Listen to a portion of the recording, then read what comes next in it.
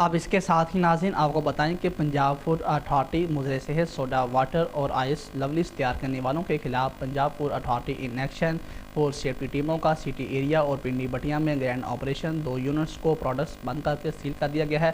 اسی حوالے سے مزید بتا رہے ہیں ہمارے نمائندے رفاقت علی۔ ہاں جی بالکل، فوڈ سیفٹی ٹیموں کا سٹی ایریا اور پنڈی بٹیا میں گرینڈ آپریشن 2 یونٹس کی پروڈکشن کو بند کر دیا گیا۔ استعمال شدہ بوتلیں اور ڈھکن دوبارہ استعمال کرنے پر سوڈا واٹر یونٹ کو بند کر دیا گیا ہے۔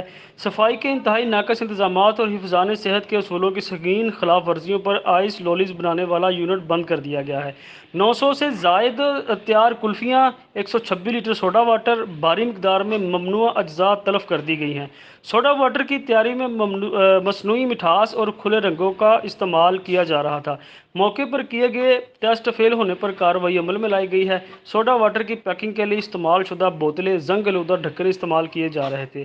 اشیاء کی تیاری میں غیر معیاری اجزاء کا استعمال پھیپھڑوں اور گردوں میں انفیکشن کا باعث بنتا ہے۔ غیر معیاری اشیاء خورد و نوش کی تیاری اور فروخت ناقابل معافی جرم ہے۔